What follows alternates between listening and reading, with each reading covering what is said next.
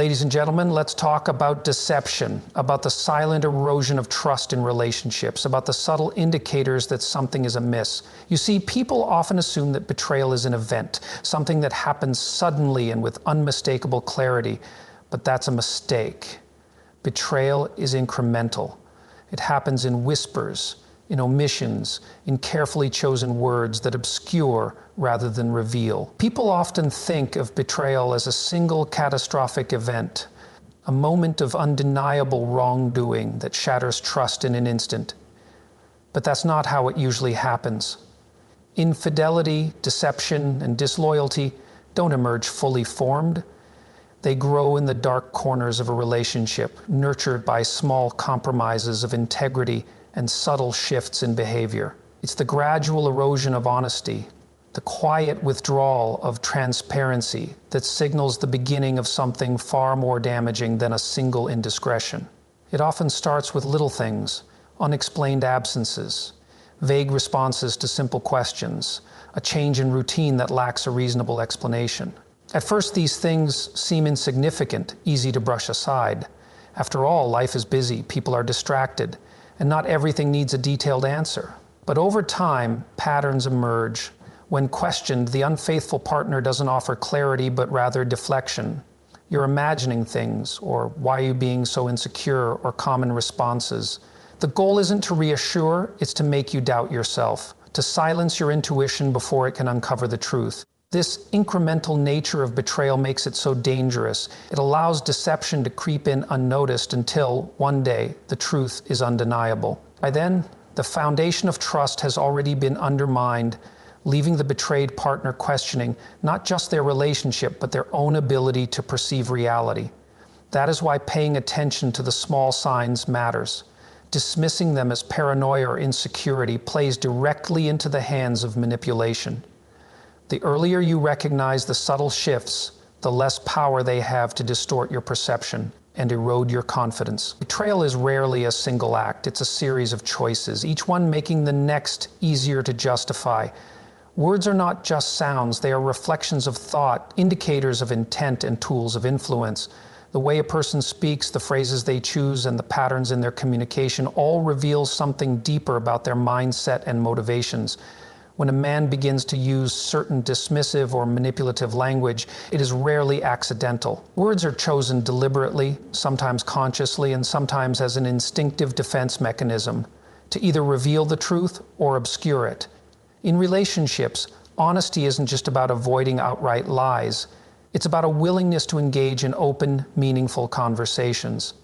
A person who is faithful and transparent does not shy away from difficult discussions. If concerns arise, they are met with patience and reassurance, not with irritation or dismissal. But when someone is being deceptive, their language changes. Suddenly, simple questions become accusations in their eyes. Instead of answering with clarity, they respond with defensiveness. Instead of addressing the issue, they turn the conversation against the one asking. A common tactic of those hiding the truth is to minimize the significance of their words. They might say, "I was just joking," or "You're reading too much into this." This is not just avoidance, it's an attempt to rewrite reality, to make the other person feel unreasonable for even questioning them. Over time, this erodes trust in one's own perception, making it easier for deception to continue unchecked. Paying attention to language means listening beyond the words themselves. Tone, context, and patterns of response all matter. Someone who is honest uses language to build trust, while someone who is hiding something uses it to deflect, confuse, and manipulate. Understanding this distinction is crucial in recognizing when something isn't right. The phrase, "You're just being insecure again," is more than just a response. It is a form of psychological manipulation designed to shift the focus away from the real issue. When spoken in a moment of concern, it does not serve to reassure, it serves to silence. Instead of addressing the underlying question, it reframes the conversation entirely, making the one raising concerns feel like they are the problem. This is a tactic frequently used by those who have something to hide because it turns suspicion into self-doubt. At its core, this phrase undermines confidence. It suggests that the person asking questions is irrational, overly sensitive, or incapable of seeing things clearly. It forces them to second-guess their instincts, to wonder if they are simply being paranoid instead of acknowledging real red flags. Over time, repeated exposure to this kind of response can lead to internalized self-doubt, where the person begins to dismiss their own observations before even voicing them. Someone who has nothing to hide does not need to invalidate their partner's feelings. They do not need to twist the situation to make the other person feel small or foolish. A faithful and honest partner will respond to concerns with patience and a willingness to clarify, rather than with irritation or condescension. They understand that trust requires openness, not avoidance. The power of this phrase lies in its ability to control the narrative. The moment someone accepts the idea that they are simply being insecure, they relinquish their ability to question further. This makes it one of the most effective ways for a deceptive person to continue their behavior unchecked. Recognizing this manipulation for what it is can be the difference between being misled and seeing the truth. A person who is honest and faithful does not fear accountability. When someone has nothing to hide, they do not feel the need to deflect, dismiss, or turn the conversation against their partner. Instead, they engage openly, addressing concerns with clarity and patience. Their goal is not just to be believed, but to ensure that their partner feels secure in the relationship. Trust is built through transparency, and a person who values integrity will welcome difficult conversations rather than avoid them. When someone is confronted about suspicious behavior and immediately becomes defensive, evasive, or accusatory, it raises an important question: why? If there is no wrongdoing, why react with irritation or anger? Why twist the situation so that the person asking questions becomes the one at fault? These reactions are often a way to divert attention, to prevent scrutiny from exposing something they do not want to admit. It is far easier to make the other person question their own perception than to provide honest answers that might reveal uncomfortable truths. In a healthy relationship, both partners understand that addressing concerns is not an attack, but a necessary part of maintaining trust. When people are loyal and have nothing to hide, they don't see questions as threats. Instead, they take them as an opportunity to reassure, to clarify, and to strengthen the bond between them. Honesty thrives in an environment where both people feel safe to communicate openly.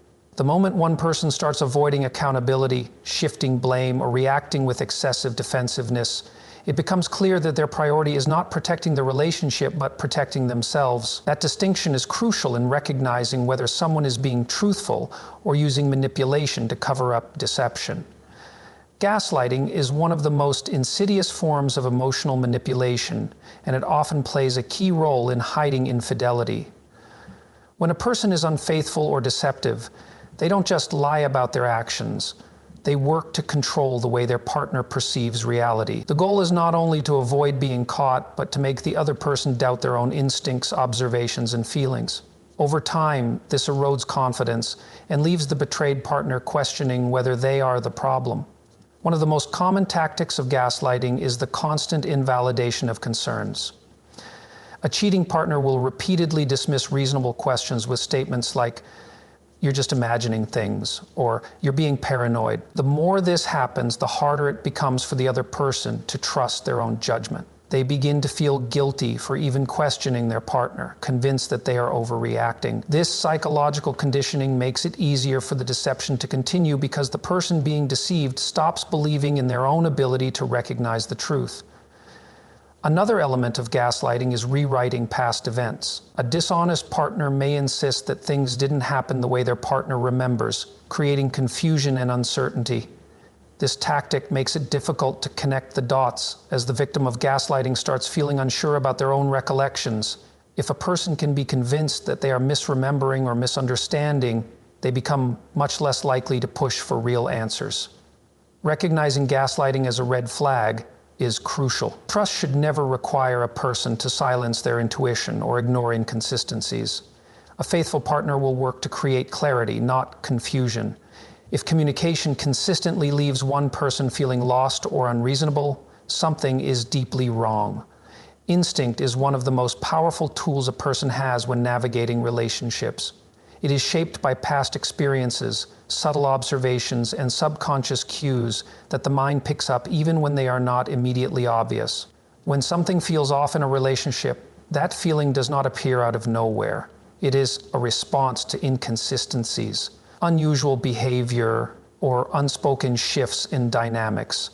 Dismissing that instinct can lead to self-doubt, which is exactly what a dishonest partner wants. One of the most damaging things a person can do is ignore their own intuition in favor of accepting someone else's version of reality. A cheating partner will often downplay concerns, telling their significant other that they are imagining things or acting irrationally. The more this happens, the more likely it is that the person being deceived begins to question their own ability to judge situations correctly. The moment that self-trust is lost, it becomes easier for manipulation to take hold. There is a difference between being paranoid and recognizing real red flags. A faithful partner will listen to concerns, provide clarity, and engage in open conversation. A dishonest partner, on the other hand, will seek to deflect, confuse, and control the narrative. This distinction is crucial. When faced with doubt, the best approach is to take a step back, look at the patterns of behavior, and trust what the facts and feelings indicate. Trusting one's own judgment does not mean jumping to conclusions without evidence, but it does mean refusing to be silenced when something doesn't add up. A person who values their own perception and refuses to be gaslighted is far less likely to be manipulated.